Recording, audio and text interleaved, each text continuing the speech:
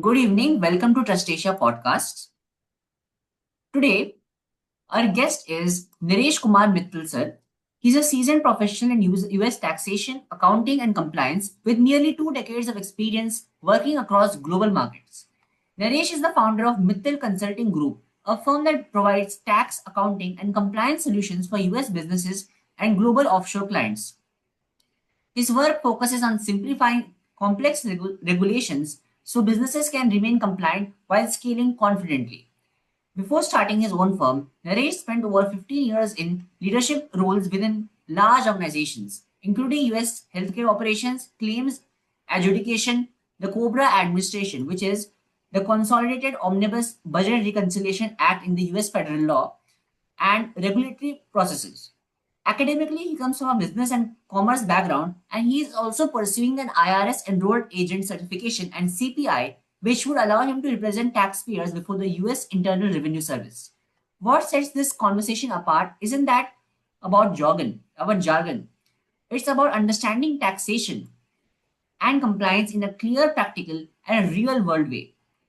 Nilesh ji, welcome to Trustasia Podcast. It's great to have you with us. So Thank you, Rao.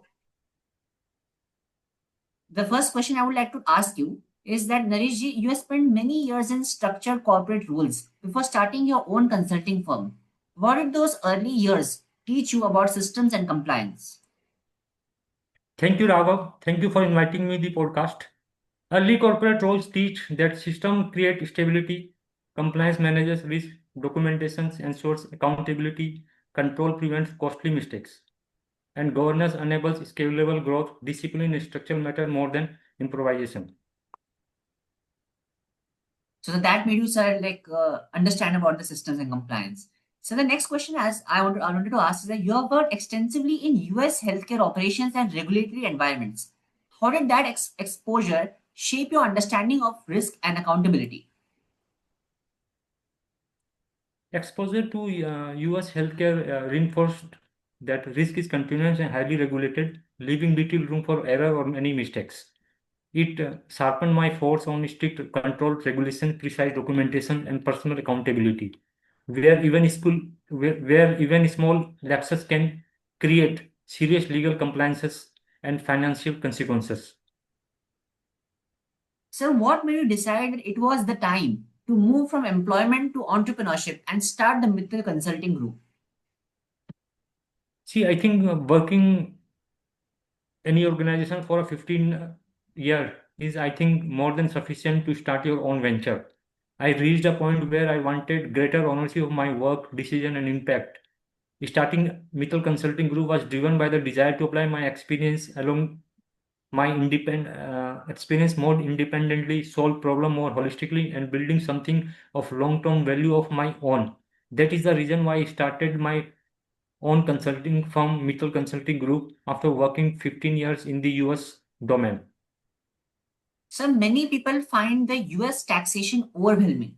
If you have to explain it very simply, what makes the US tax system feel so complex? The US tax system feels complex because it combines multiple tax layers, frequent regulations changes, numerous deductions, credits, detailed reporting requirements, and heavy documentation standards. Even a small situation can trigger different treatments, making it hard to navigate without expertise.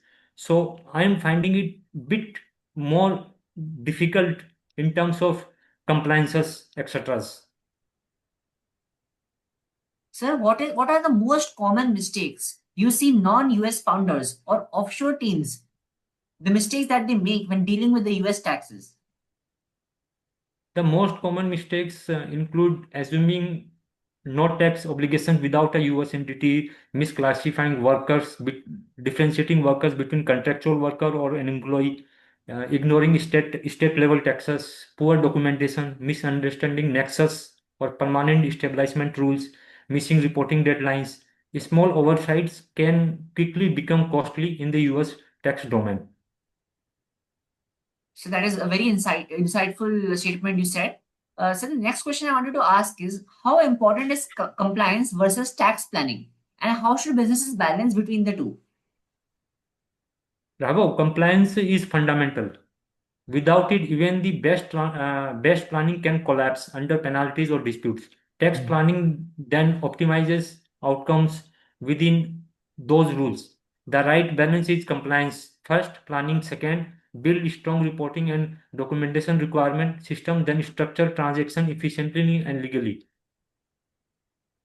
Sir, you help businesses turn regulations into workflows. Can you please explain what that actually means in day to day operations? Raghav, it means translating legal or tax rules into practical, repeatable processes, defining who does what, when, and how. In day-to-day business operations, this becomes checklist, approvals, documentation standards, system controls, and headlines, timelines. So compliance happens naturally as part of routine work, not as a last-minute exercise or last-minute rush, or not something that you do at the time of deadline. If you do systematically from the day one, then it becomes even more easier than rushing at the time of deadline. Sir, for startups and growing companies, when should they start taking taxation and compliance seriously? Is it from the day one or at a later stage when the company is larger?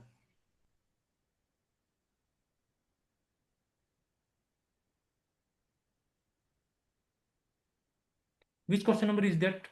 Sir, we are on the eighth question right now, and it was regarding startups and growing companies. That at what stage should they start taking taxation and compliance seriously? Is it from the very beginning itself, or at a later stage when they are a larger company? As I told you, taxation or compliance is a something that you cannot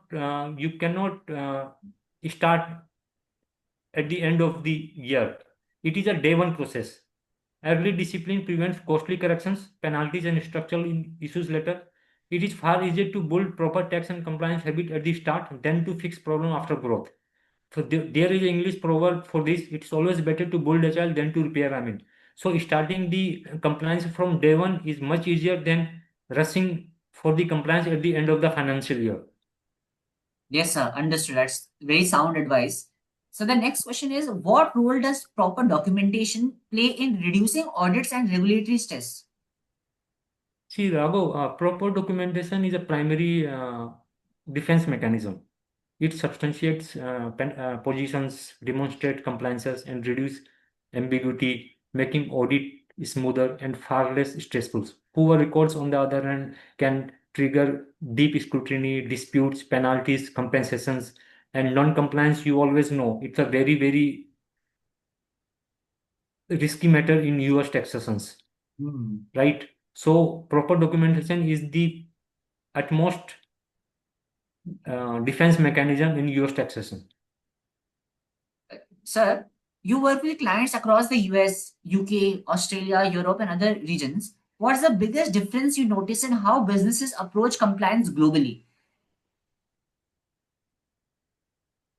The biggest difference is mindset. Some regions treat compliance as a strategic risk function, while others see it as a reactive obligation. Businesses with a proactive approach invest early in system and controls, which led to fewer disruptions and smoother growth. Sir, I wanted to ask you that as a founder, what challenges surprised you the most when you were building your own consulting firm? Building my own consulting firm, what surprised me most was that success depends on as much on business developments, positioning, and cash flow management as on technical expertise. Building credibility, creating consistent pipelines, and managing uncertainty are often harder than delivering the actual work or result. Yes. Sir, how do you maintain trust when dealing with sensitive financial and compliance matters?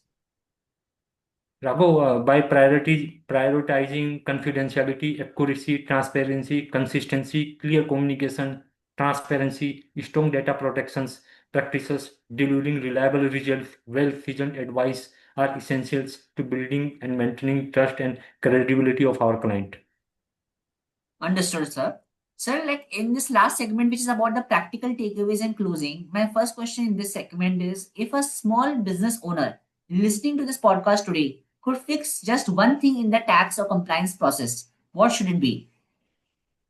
Raghav, compliance is very simple. Consistency, documentation and record keeping system. Accurate record prevent most tax audit and compliance problems before they start. And as I said previously, compliance first and then rest of measures like planning, education, etc. Sir, looking ahead, how do you see the future of taxation and compliance evolving for global businesses? Raghav, taxation and compliance will become more digital, data-driven, and real-time with greater cross-border information sharing and tighter enforcement. Businesses will need stronger systems, automation, and proactive approach, compliance strategies rather than periodic fixes, etc. Sir, like I had just one, two questions which are not in the agenda, but it's related to your work. I wanted to ask you, like, see, as our viewers are many young professionals, do you see a scope in this US taxation and compliance business or market? Do you see a scope for, like, Indian students who are here want to work there in these domains? Do you see any scope for it, or do you think it's a thing that is old fashioned and is on the decline?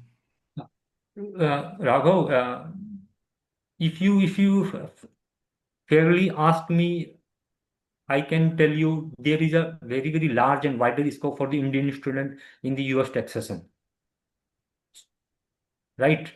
So I personally feel one can have a good one can with good US taxation and accounting knowledge can rock in US taxation field. So it's a very lucrative career for a Indian student in terms of practicing as a IR under the IRS and helping US businesses compliant meeting the deadlines and compliances. Yes, that's very insightful. And I wanted to ask you, sir, what, like, nowadays it's a big thing, like the Artificial Intelligence Summit that is held in India also. I wanted to ask you, is AI relevant in your field?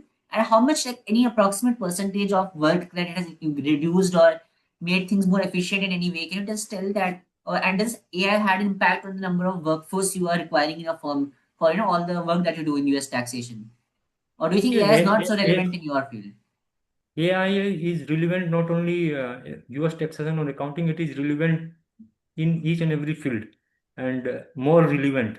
But the way I am talking to you, the way I am responding to Raghav, an AI can't do.